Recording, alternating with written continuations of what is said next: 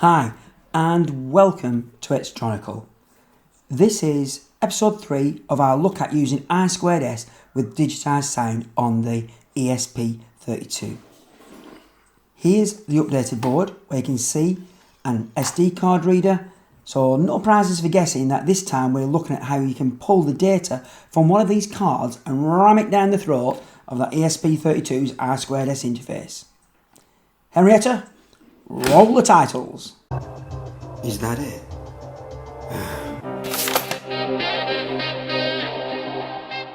As always, time codes are available in the description. It's recommended you watch the previous episodes, but hey, you're not going to go to prison if you don't. If you watched the last episode, you'd have quickly realised that playing high quality WAV files is not possible on the ESP32 as the file sizes are just too big. You have to compromise and reduce the quality quite a lot. The solution is some external storage. Let's see the new kit and software in action. So this demo plays a YouTube music library file that is stored in the SD card. It's around 30 megs in size and just under 3 minutes long. It was originally in MP3 format, but then I resaved to WAV format using the Audacity software as we showed last time. We'll unplug that. So first off, let's show the updated circuit and how to wire the SD card module onto our board. Now, there is a possible issue with using SD card readers on ESP32s, which I'll cover after the wiring. I have mentioned in other videos as well. All parts you see are available as affiliate links in the video description below. Costs no more to you, but I get a very small commission if you buy through the link, so it's much appreciated, a nice way of supporting the channel. So we have the red and black wires going to the 3.3 volt rail and ground respectively. Blue is the MOSI wire going from MOSI of the SD card to pin 23. The pink wire is MISO and goes to pin 19. Yellow is the clock's SCK and that goes to pin 18. And finally, green is chip select CS and that finds its home on pin 5. So what's the problem you can have? Well, most SD card modules are made to be compatible with Arduino, which is of course a 5 volt system. So the readers have an onboard voltage regulator to bring it down to 3.3 volts, which the SD card needs. But on ESP32, you'll be operating with 3.3 volts anyway, and this can cause issues. Here's the picture of the bodge I had to do. Alteration that I did. It's not a bodge, is it? I simply unsoldered the input and output terminals of the regulator, bent them out of the way, and then connected the original input connection to the output. And that means it'll get 3.3 volts directly from our ESP32. You may find that some SD cards do work, but it's kind of marginal. And I've had problems when I've had more devices connected to my ESP32. So I do recommend this alteration if you have an SD card like, particularly obviously if you're having problems reading it. What can we put on the SD card? Here's the content of mine. To keep the example as simple as possible, we're limited to a WAV file called wavfile.wav. It must be stereo and 16 bits per sample file, which by default the vast majority are. But any sample rate is fine. That's not important. The software will sort that out. I'm going to take you through 3 demos, with only the last one being available to download from my website, link in the description. The reason is that only the last one works properly. You may wonder why I'm bothering with the other 2.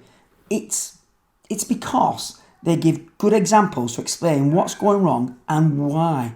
As on the face of it, you may well expect them to work perfectly. So here's demo 1.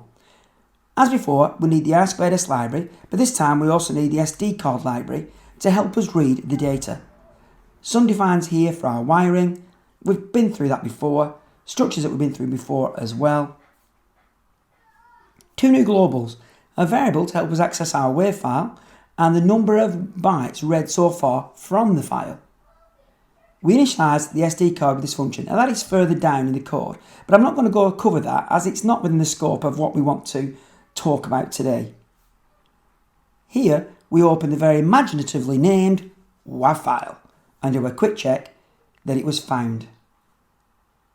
We then read in the first 44 bytes of the file, which, as mentioned last time, is the WAV file header, and we shove this into our WAV structure to make things nice and easy. If all's good, we set the sample rate and leave the rest to our loop function. Not many lines in the loop. We read 4 bytes, which are the samples for our left and right stereo 16-bit channels, into this 32-bit variable called single sample. We write it straight out to our I2S handler. Increment the number of bytes read by 4, make a check to see if we've read all the data, and if so, reset everything back to the start. Looks sweet, eh? It is perfect. Well, as perfect as my code gets anyway. Yet, I've hinted that this version does not work. It is actually logically perfect. Let's upload it and I'll demo the hardware. Here we go.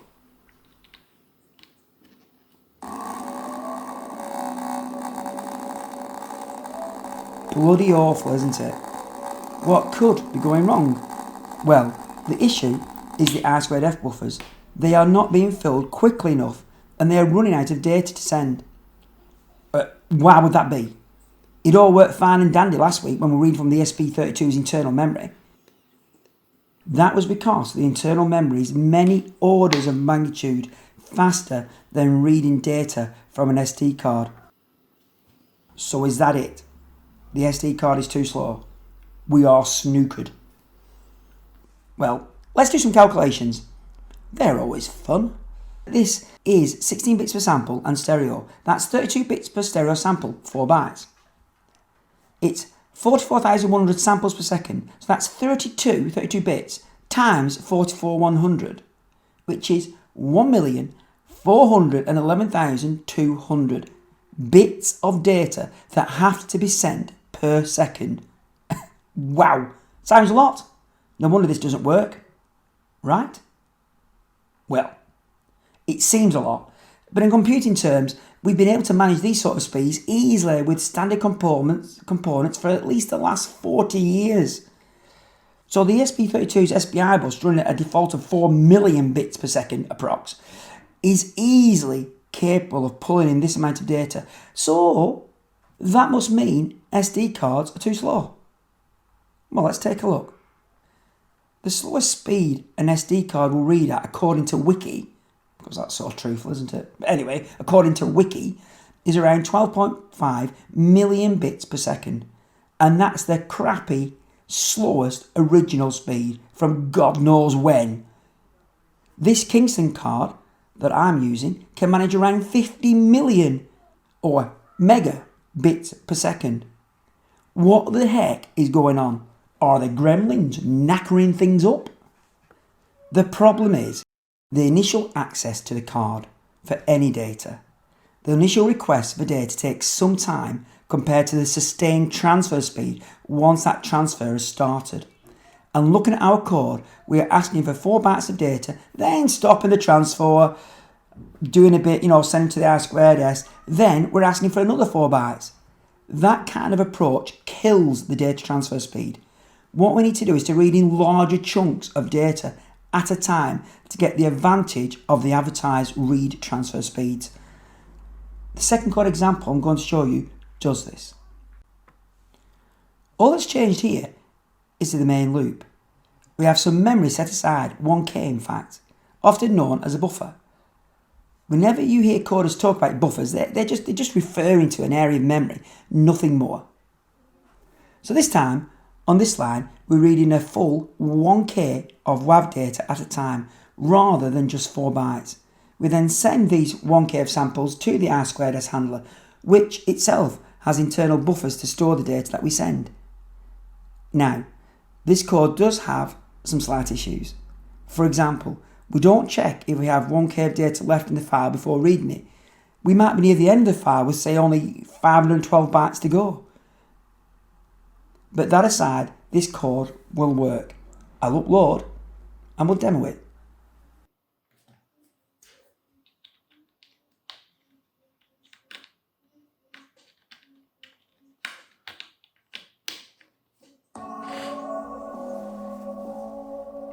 That's much better and appears perfect, even with the potential to read more data than is left, and that can be fixed quite easily. This code performs fine musically. We could increase that 1K buffer to increase performance of the SD card more, but there comes a point when you don't get as big a percentage gain. I've yet to do some proper analysis to see where the sweet spot is for the amount we read, where we trade off the benefits of faster data reads against the amount of memory we have to reserve for it. Moving on. Now imagine we want to start using this code in a more realistic way, i.e. we want the sounds to be in addition to some other code that we're doing. Well, let's tidy this up a little. We'll move this whole code into its own function. We'll call it Play WAV.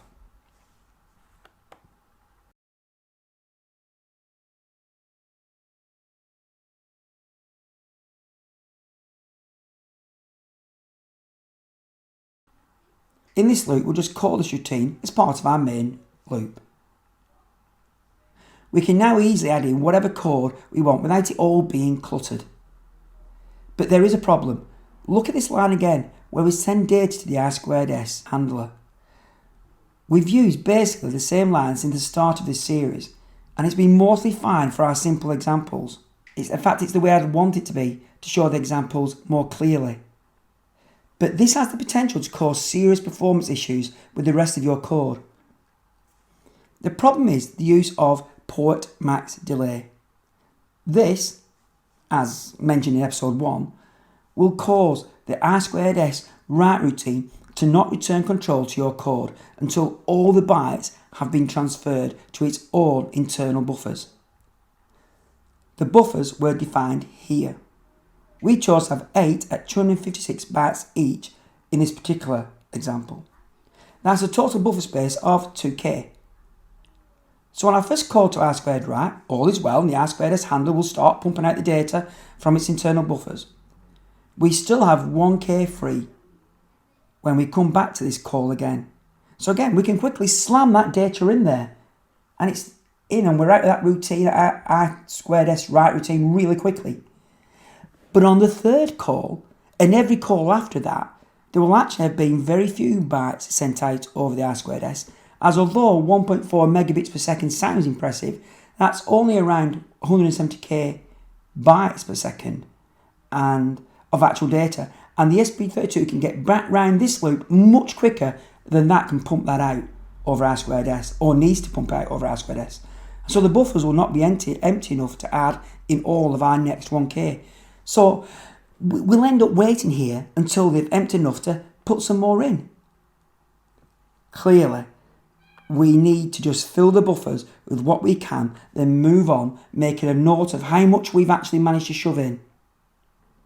And here is that useful information returned from the routine in this bytes written variable. So we are now going to change this code so that the only way to max of 1 RTOS ticks, I explained RTOS in the last episode, before stopping and moving on. Obviously, the code needs some more alts and is becoming a little bit more complex. So let's sketch out a functional diagram for this new code. The main loop literally represents the loop function in our code. The first part is a decision. Do we read from the file or put samples we have taken from the file into the I2S buffers? To know which we need to do, we have a flag, a Boolean variable.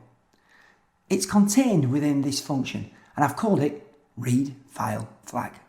Initially set to true, as on our very first call to this routine, we will have nothing in our samples buffer.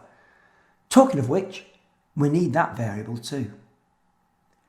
This is the buffer that we will read the file data into. So we're at this decision. The flag is true, so we execute the function read file, passing in our samples buffer variable. This will chug away, getting the data from the file, keeping track of what's left to read, etc.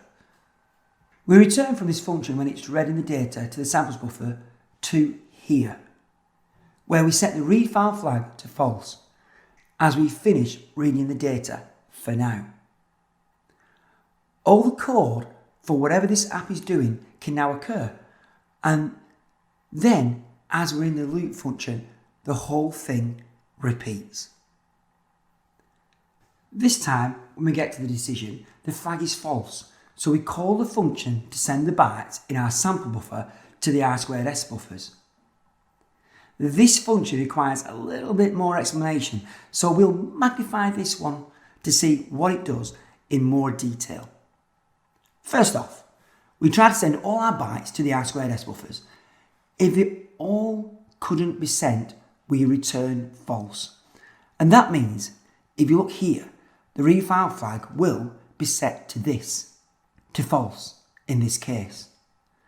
Control returns to your code and the loop repeats again.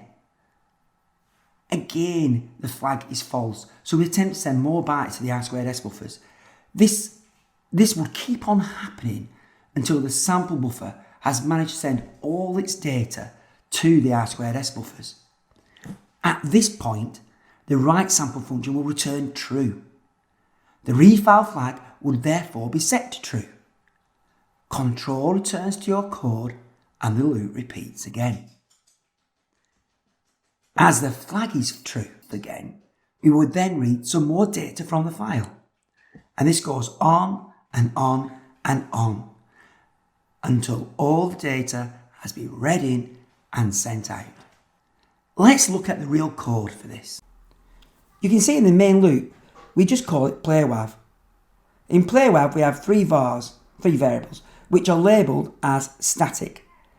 This means they will hold their values between calls to this function. This can be a very powerful feature to reduce global variables in your code.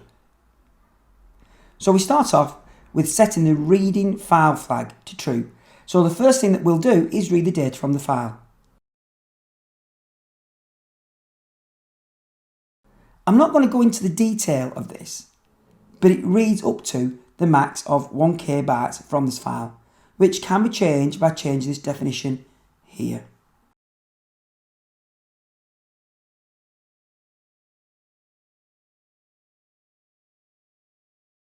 It has also been changed so that it will not attempt to read more bytes than are actually physically left in the file. After reading, it returns the number of bytes it actually read, which 99% of the time will be that 1K bytes. We then set the flag so that we will be sending this data out the next time we call PlayerWAV. So when we come back in, we will call the fill buffer routine, passing in the samples to send and the number of samples that there are. Again, I'm not going to go into the full detail here, and there are plenty of comments, but basically we write as many bytes as the I2S write routine can, and we keep track of how many have been sent. If all sent, we will return true, and this will set the flag here to true, so that we will then end up reading another batch from the file, and it will return false if there are still more to be done. Let's demo this.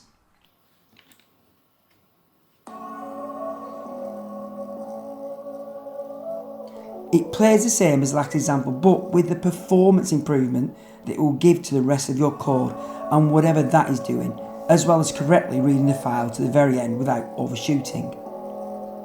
There should be enough detail in this example and comments in the code to enable you to adapt this to your needs.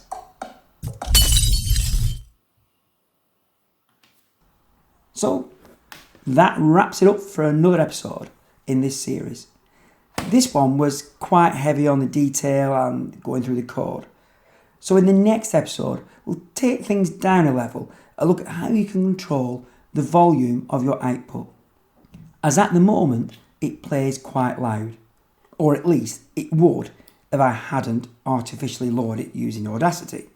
Till then, Thank you to my wonderful patrons who support me in all these endeavours and get early access to most of my videos. Thank you if you liked or subscribed, because that is also awesome. If you've not done it, then become even more amazing by pressing that like or subscribe button. And last but certainly not least, thank you all very much for watching, especially if you made it to this point. Till next time.